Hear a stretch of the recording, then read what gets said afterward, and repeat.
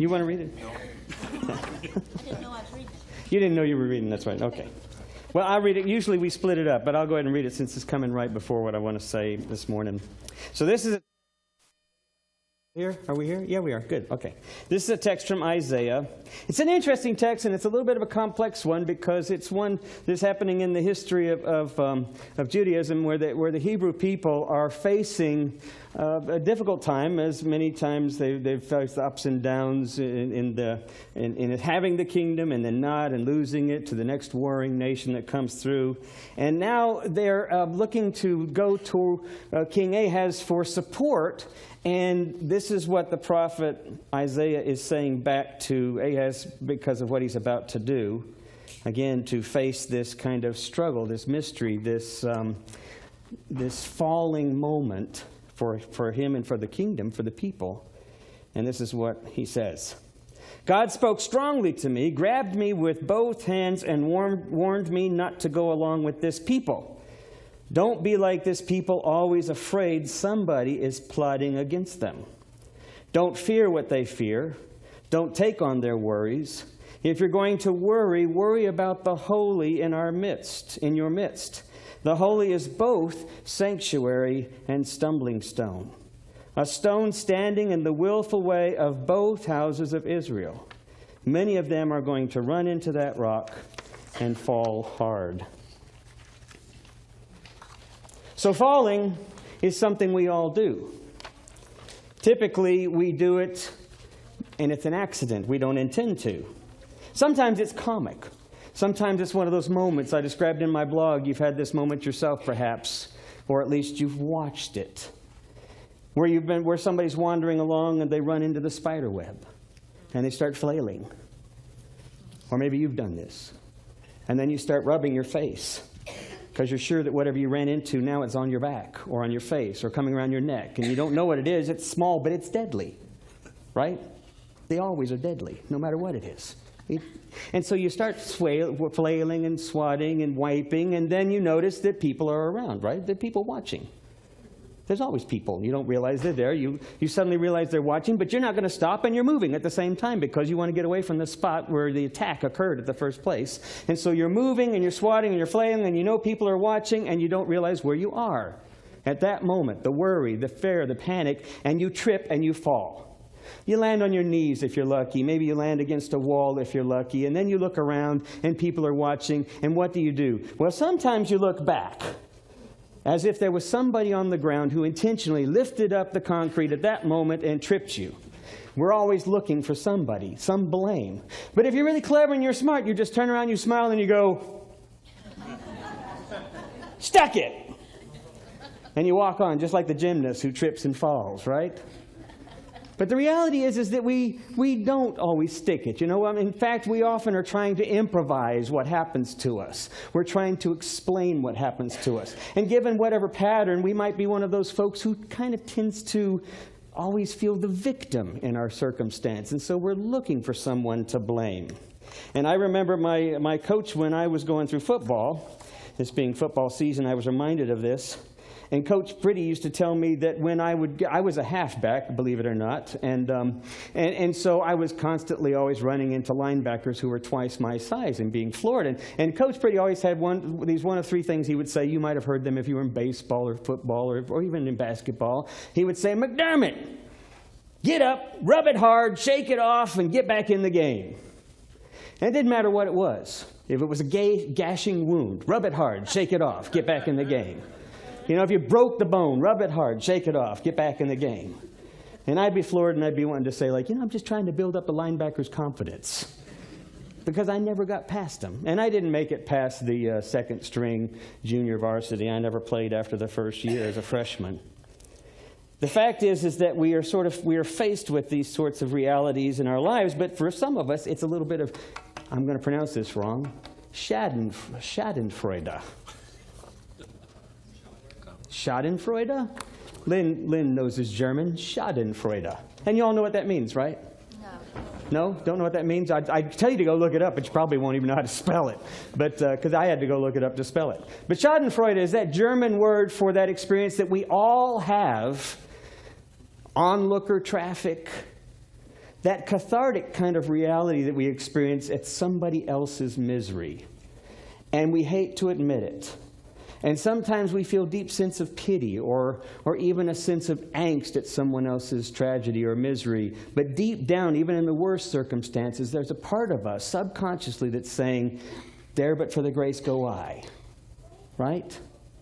And we are thankful that it's not us. But there's that sort of dual side to what that gratitude is all about. And falling, learning how to fall, is really about learning how to recognize ourself in the other. How to recognize the tragedy and the challenges and to face them together.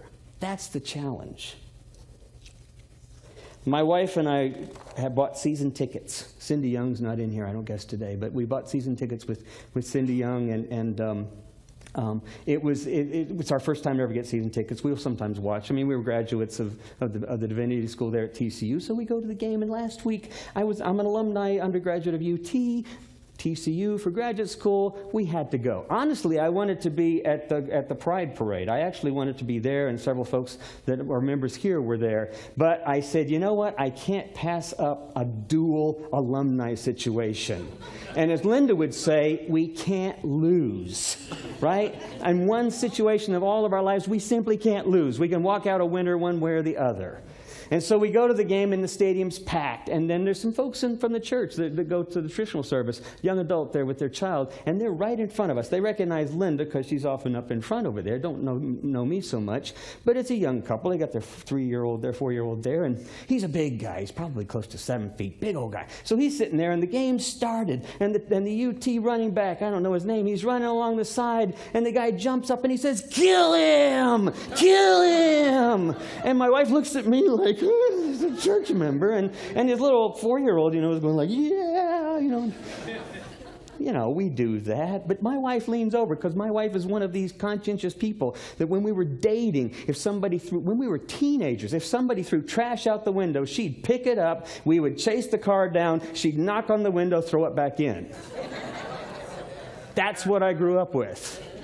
So I'm looking at her going like, don't say anything. And she leans over and she says, hey, and they've already said hi to each other. And she said, I think it's kind of awkward. It's kind of strange being, Christian. And of course, I'm a minister, but I'd like to encourage you to say something else. Instead of kill him, it seems so violent. You really don't want him to die. And the guy's looking at going, yeah, I guess not. I don't guess so. And she says, why not try maim him? And it's hysterical to see this almost 7-foot guy going, maim him! And then he says, I don't know, it feels worse, and it doesn't really work for me. And so we kind of laugh, and she says, well, maybe just stop him. And the guy, well, that's not quite strong enough.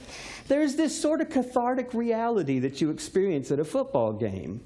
And we do it all the time. If you're a football fan, if you're a sports fan, you always root for your team, which is an interesting irony given our understanding of reality, especially if we consider ourselves a little bit enlightened, a little bit higher consciousness. It's an interesting dichotomy, an irony, this idea of rooting for one over another, and this cathartic reality that we experience. And I have to admit that we take it everywhere. We always, at one point, the guy up behind us is a UT fan, and he's surrounded by purple, and it's obvious UT's not going anywhere. And he stopped getting angry. Now he's practically crying. He's just, hands are in his head. He takes his hat off, says, I can't wear this anymore. And there's all this angst is going on, and I put on my UT cap, because I brought it as well. And I said, I'm going to be right there with you. And he looked at me and he said, why? And I said, it's all right, I'm going to be with you. And when we go to the rodeo, which is coming up, around the stock show rodeo, we're the same way. If we get seats that are close to the ring, we love to sit there and root for the calves during the calf roping. So if the calf gets roped and you hear people kind of cheer, we're going like, oh! And then when the calf gets away, we're the only 3 people standing up going, yay! It's this kind of reverse catharsis, with sort of this sense of justice in the world, for the oppressed, I suppose. But this is this reality that we experience. We get some sense of schadenfreude from seeing it happen to others. But the reality is that we all fall. We all lose our balance. We all lose things. We lose loved ones. We lose money at the stock market. We lose those expected, anticipated successes that we'd hoped that we'd have. We all fall. The ultimate fall, of course, being the mystery of our finitude. Probably at the root of all of our losses and challenges and falling, when we get right down to it. It's this strange reminder, as Carl Jung had said, life is the luminous pause between the two great mysteries, which themselves are actually one. It's an interesting idea. Life is that luminous pause between the two great mysteries, which themselves are one. Now, maybe Carl Jung, a depth psychologist and a bit of a mystic himself, has no trouble putting his head around this idea. He's spent decades studying the inner psyche of humanity. But for us, it's a little bit hard to get our idea around it. We don't like losing. We don't like falling. We'd rather be winning. We'd rather have what we want. But somehow that's not always the reality. You might remember that scene where Robin Williams was in that movie, Patch Adams, and he's the doctor who dresses up as a clown and sort of brings humor into the settings, and he's working in the oncology ward, and he walks up to this patient who has type 4, stage 4 cancer, and just doesn't have long, and he's kind of drawn in. This guy is really just kind of drawn in, angry, doesn't want to talk to anyone, experiencing basically this depth of loss, of finitude. And he comes in, and he's got his big red nose on, and he looks at him and he says, death, to die, to expire, to pass on, to perish, to peg out, to push up daisies, push up posies, become extinct, curtains, deceased, demise, departed, and defunct. Dead as a doornail, dead as a herring, dead as a mutton, dead as nits, the last breath, paying a debt to nature, the big sleep, God's way of saying, slow down, to blink for an exceptionally long period of time. The incredibly decaying man. And if we bury you bottom up, he said, I'll have a place to park my bike. Yeah, get your head around that one. That took me a moment. So I shared this with my mother, because I've shared in here before that my mother and I take her oftentimes like once every couple of weeks to see a different doctor or to a different appointment. And so she went to see the ophthalmologist. She's pretty well lost sight in one eye, and the other eye is deteriorating. And so she gets shots in her eye. I know, isn't that, y'all think about that for a while. But it's deadened, it's numbed, it's not so painful. It's just more really stressing and anxiety producing. And so we're there, and what do you do when you're stressed and you're filled with anxiety? Well, when you're 90 or 89, you talk about your funeral. That's what my mother does. We're sitting there, and I've shared with you that she's kind of reached this point in her life after her second marriage of only 3 years, when she got married at 86 or 85, I guess it was, and to Colonel Brad Bradley, and that these moments, these years, were some of the most profound, transformative in her life. And she's often said, the rest is just sort of icing. It's just sort of whatever. It's not. I've reached my sense of peace. And so we're talking about funerals, and we talked about where she'd want to be. She's often said that when she's buried over with the family plots over at Greenwood, that she wants marked on hers that she's not there. She's actually over 15 yards, which is where Colonel Bradley was buried.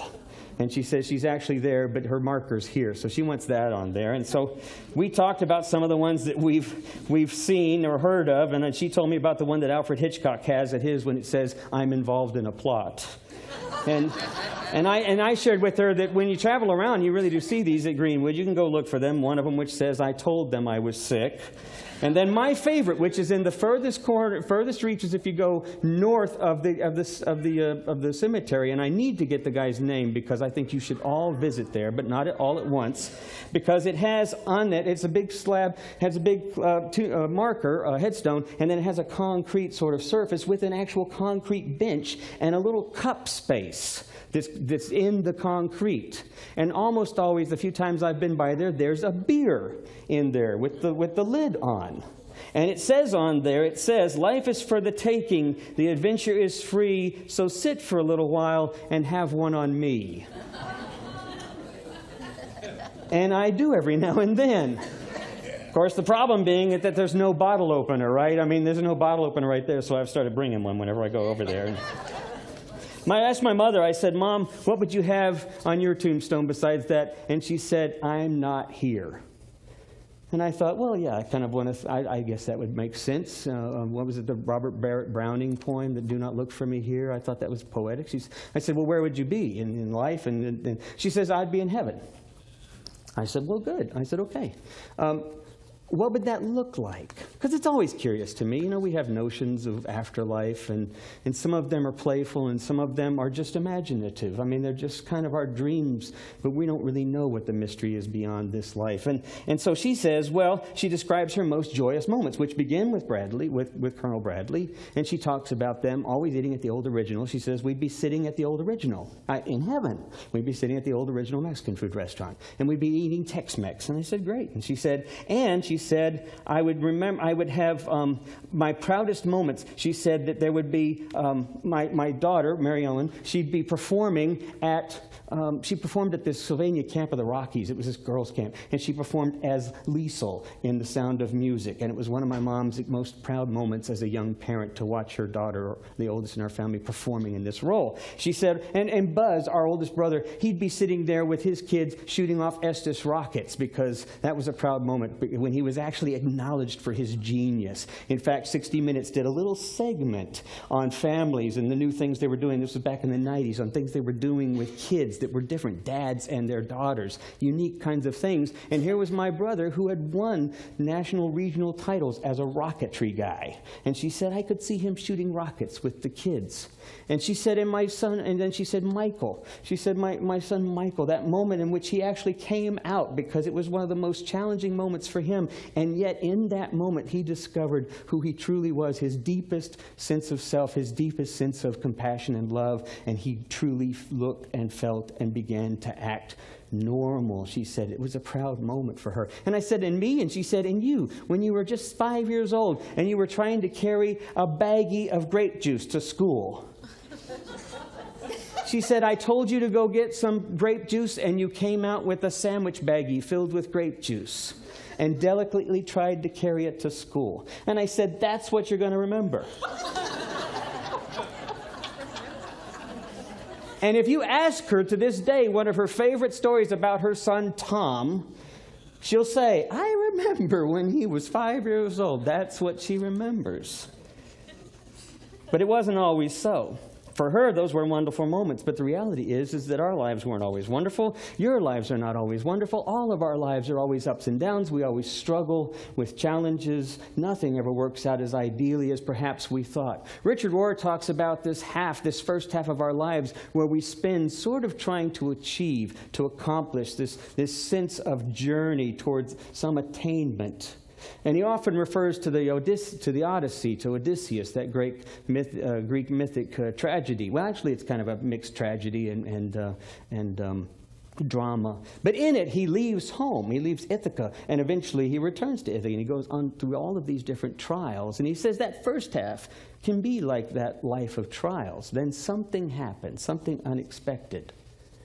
And that's the reality of our lives. We don't actually think about the unexpected. We live in that luminous place between the two great mysteries. But we don't often think about those moments until they happen, right? Richard Rohr says that sooner or later, if you are on any kind of classic spiritual schedule, if you are any kind of path of awareness, at some point, some event, some person, some idea, some relationship will enter your life that you simply cannot deal with. No matter what your present skill set, your experience, your knowledge to that point, your strong willpower, spiritually speaking, if you are on this path, you have to come to that point. There's no way around it. Richard Rohr says it's challenging, it's not comfortable for many of us. No one would wish it on anyone else, much less ourselves. But it's at that point that we stumble over that necessary stumbling stone. And suddenly what has been a sanctuary, a sense of security, becomes for us a question, a doubt, a stumbling, and we fall. And this seems to be the only way sometimes that if we learn to move through it, if we learn how to fall, that when we learn how to fall, we discover that we let go of our need to have answers. We let go of our need to be in control. But it's not something that we can work through, not on our own. It's not like we can pick up a self-help book and suddenly discover the path on how to be a better person. Because ultimately what happens is we're still thinking about ourselves, right? We're still focused on who we are. We're still focused on what we can accomplish. Falling is unexpected. It catches us off guard. We stumble. We crash. We are standing on shaky ground.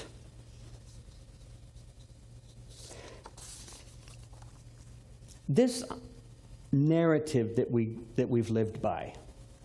I'm reading a book called The Homo Sapiens, the Evolution of Our Species, but it's not a scientific book. It's actually a sociological book. And in it, the author says that if you look back at our history, which is very small, if it's very small in light of the history of the universe, in light of the history of the world, and yet we sometimes forget just how small our place is, how important the moments are. We get caught up in that first half. And then by the second half, we're almost not prepared because the first half seemed to mean so much. And now it doesn't. It doesn't match up to what we expected. We deal with the tragedies. He says that what happened in the earliest days, that the narratives were centered around family and community and then the larger community. The nuclear family, the extended family, and then the larger extended community. Everything centered around that network. But over time, with industrialization, with modernization, perhaps over the last 1,000 years or so even, with the development of certain tools in agriculture and trade, then those tribes began to define themselves against one another because of how we began to accumulate, how we began to store. And eventually, life's narratives became centered around capitalism, religion, and industry. Now, those three items tend to drive our modern society. Capitalism, and religion, not in the sense that religion is a bad thing, religion in the sense that institutionalization begins to take all of our understandings of mystery and try to make sense out of it in a way that starts to identify one against another. How we try to understand the mystery. And it becomes organized. And it's a challenge, because then we lose our sense of connection with the bigger picture. So when we're in that narrative, what often happens with this sense of falling is this idea that it shouldn't happen. This idea that when things are moving the way they're supposed to, like capitalism tells us, like modernization, like industry tells us, like even some of our religious beliefs tell us, if God is in control and on our side, then things should be going our way. And it's interesting that we get caught up in football and games and stock markets and the world around us with the same expectation, our relationships. We enter them with this sense in which things are supposed to be within our control. So they should go the way we think they should.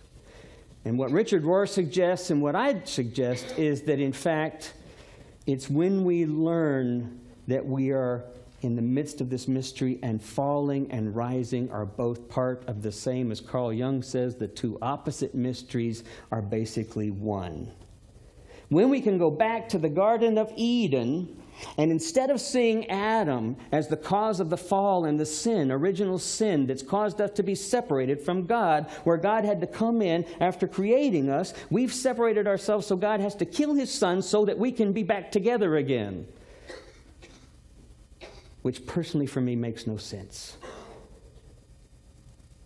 It may make sense to you. What makes more sense to me was that before the fall, God created. Life was Eden. And that the story suggests that as we evolve, we forget our birth. We forget our origin. We forget the mystery of which we're a part of. We're not falling away from. We are simply stumbling. But when we recognize that God has not left, that we are in fact a part of God as God is in our midst, redemption is not the fact that Jesus had to die. And I'm going to step on some toes, but this is from me. This is what I think. He did not have to die so that we'd be forgiven. Jesus died because he followed the path of what being a part of creation and God's kingdom is all about. And it is the inevitable ending to what someone whose life is so devoted and so committed to that purpose. And we're not willing to go there, of course. No, I'm not willing to go there. It's a frightening challenge. But what Jesus reminds us, what the Christ, as the revelation of God, reminds us, that this story is all one thing. And it's confusing. It's a stumbling block as much as it's a sanctuary.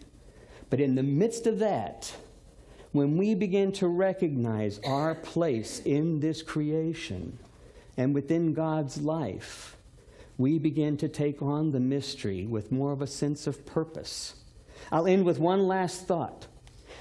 A wonderful writer named Philip Simmons wrote a book called Learning to Fall. You should check it out sometime. He was a teacher, English teacher at a college in New England. It's a short story. He tells the story, which you all have heard before, and I'll summarize it, the Zen tale about the man who was walking along when he suddenly was being chased on the pathway by tigers. And he jumps off of a cliff and clings to a vine. And down below him are tigers, and coming toward him are tigers. And then he looks up, and nibbling on the vine are mice. And he's hanging there. And in the Zen story, it says that he reaches at that moment, he sees a strawberry coming off of the sprout of that vine and smiles at its beauty, plucks it and tastes it. And the story says, and it was delicious. Now, many people, that's the way the story ends, right? It's a great little Zen story. Be present in the moment. I think that learning to fall is far more complicated, but the rewards are far richer. Anyone who's gone through a tragedy in their lives and moved to the other side will look back and say, I wish this upon no one. It was a gift. I have learned so much. And the challenge, of course, is to learn to be happily wise and wisely happy. But there's no easy way around it, but to go through it, to be present to it. And so instead of the little moral which says, taste that little strawberry, what Richard Rohr might say, what Philip Simmons said, pray for more tigers. Amen.